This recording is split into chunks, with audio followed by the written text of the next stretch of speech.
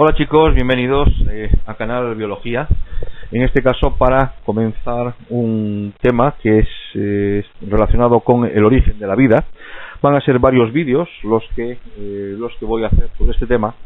Y comienzo hablando de lo que es la interpretación histórica del origen de la vida, que viene a ser un poco como la introducción al tema, ¿vale?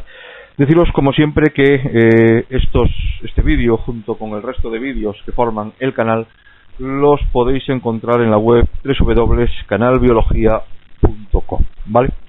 Bien, una serie de imágenes también van a ayudar a la explicación o al desarrollo de este vídeo. Bueno, si recurrimos o si voy a hablaros de la interpretación histórica del origen de la vida, pues algo que no puede faltar y que tiene que quedar claro en cuanto a su concepto es la generación espontánea. Generación espontánea que no significa otra cosa que la aparición de determinadas entes vivos a partir de una manera aleatoria, a partir de un determinado tipo de materia o de una materia. La generación espontánea, el estudio sobre ella se remonta ya a la antigüedad y tiempos de Babilonia, en China o en Grecia, ya se hacían observaciones para determinar o para explicar el término o los términos de generación espontánea. Alexander Oparin nos indica que siempre que el ser humano se ha encontrado con la aparición inesperada y exuberante de ciertas cosas vivas, siempre lo ha considerado como un ejemplo de generación espontánea de la vida. Lógicamente hubo sus científicos, hubo sus personalidades que empezaron a cuestionar el término en sí o el concepto de generación espontánea.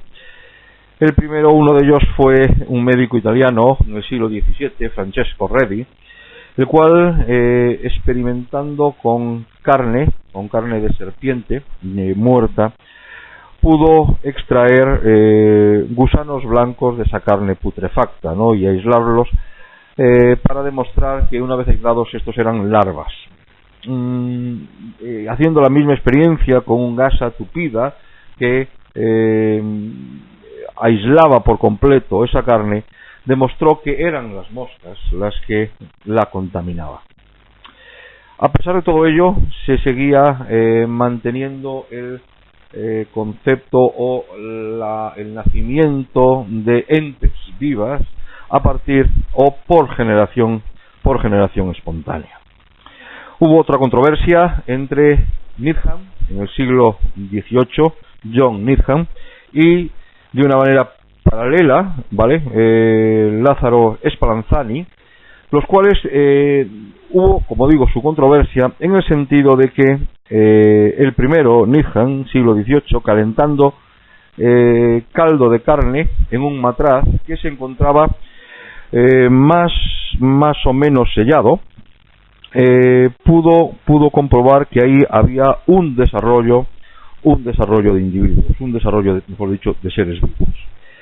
Aparecían colonias y Needham lo atribuyó, lógicamente, a la generación espontánea. Si fijaos que estos matraces, donde se encontraba el caldo de carne, ¿vale?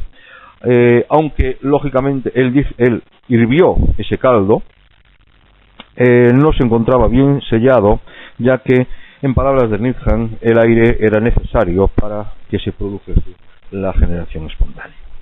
Como os decía, de una manera paralela, en 1769, Lázaro Spallanzani repitió el experimento, pero esta vez tapó de forma correcta y de esta forma, lógicamente, evitó que apareciesen colonias, ¿no? Con lo cual esto, en principio, o según el Lázaro Spallanzani, se contradecía la generación espontánea. Needham, ante esto, lo único que hizo fue argumentar que el aire es necesario para que la generación espontánea se pueda llevar a cabo.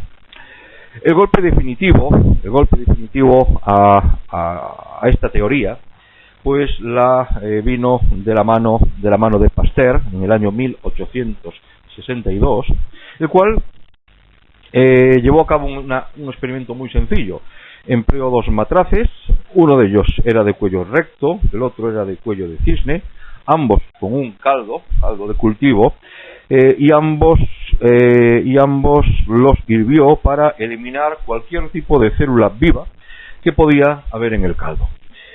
En el primero, en el que tenía en el cuello recto, apareció de nuevo un cultivo que lógicamente procedía del aire, mientras que en el segundo, el que tenía el matraz en cuello de cisne, no apareció ningún tipo de crecimiento celular, debido precisamente a que la condensación que había producido o que se había producido como consecuencia de haber hervido los dos matraces al principio, produjo una condensación que impedía que el aire se pudiese poner en contacto con el caldo de cultivo, ¿no?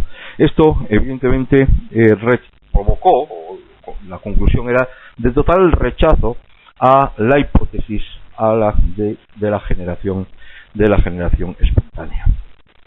A comienzos del siglo XIX se pensaba que la diferencia esencial entre un ser vivo y un ser no vivo se encontraba en la diferencia de los compuestos químicos que lo formaban, ¿no?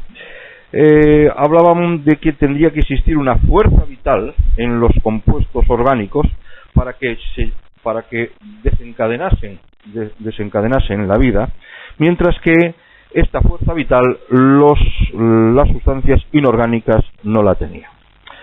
Las primeras discrepancias o las primeras dudas sobre estas teorías aparecieron cuando se pudo obtener sustancia orgánica a partir de sustancia inorgánica.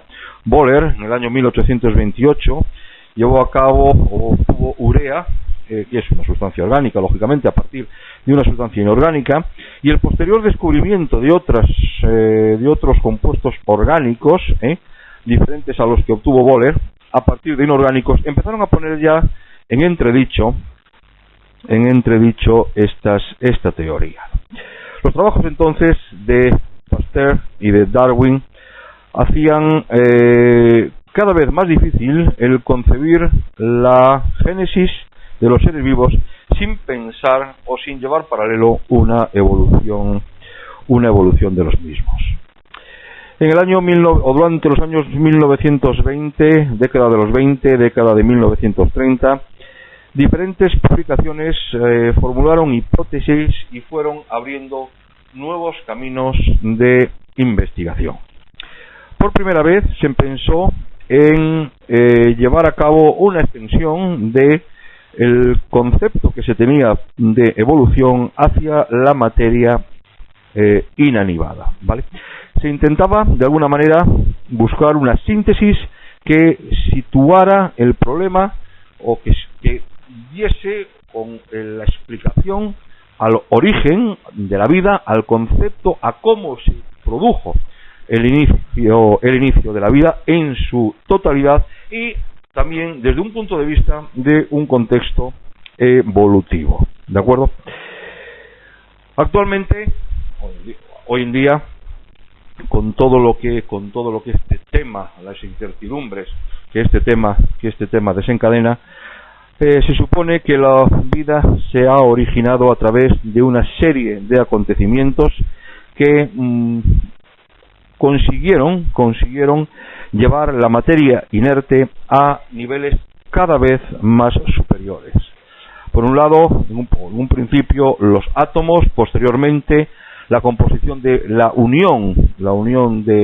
combinación de estos átomos para llevar a cabo moléculas en un principio sencillas que fueron dando lugar o que se fueron combinando para dar lugar a moléculas más complejas, ¿vale? Dentro de este proceso evolutivo. Moléculas más complejas, las cuales terminarían dando lugar a unidades con vida propia, ¿vale? La unidad más pequeña con vida propia, la célula. La evolución, por lo tanto, se puede considerar como un proceso de transformación de la materia desde el origen del universo. Aquí, en este proceso, por un lado tenemos que tener en cuenta la evolución de la materia inorgánica y también la evolución de la materia orgánica.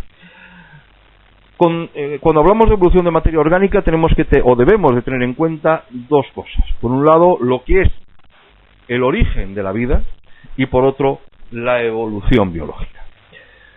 El origen de la vida comprende todo el conjunto de reacciones químicas y bioquímicas que posibilitaron en su día, que posibilitan que la materia inorgánica pueda ser transformada en materia orgánica. Y a partir de esta materia orgánica aparezcan las primeras unidades con vida. La segunda comprende todo el conjunto de procesos relativos a la herencia, procesos hereditarios de los caracteres biológicos, desde organismos vivos sencillos a más complejos. Procesos, como digo, relativos a herencia, a adaptación a nuevas situaciones de vida, desde estructuras más sencillas a estructuras más complejas. Como os imagináis, la incertidumbre, la complejidad y el desconocimiento que lleva a muchos de estos temas, a muchas de estas cosas, hace posible que hace que se continúe cada vez o investigando cada vez más en base o para descubrir cuál es la secuencia de todo lo que os acabo de comentar. Se hacen estudios retrospectivos para intentar en base a la secuencia de estructuras vivas, es decir, de virus, las más primitivas, bacterias, intentar deducir cómo se debió haber sido o cómo fueron esas primeras formas de vida. Son muchas las ciencias, astronomía, física, geología, las que intentarán ayudar a poder comprender más sobre esto que lo he comenzado a llamar la interpretación histórica del origen de la vida. ¿De acuerdo? Pues muchas gracias. Este ha sido el primer tema, ¿vale? El primer vídeo. Iremos desarrollando más tutoriales sobre esto. Como siempre, gracias por estar ahí, gracias por ver los vídeos y cualquier duda pues la comentamos. Muchas gracias.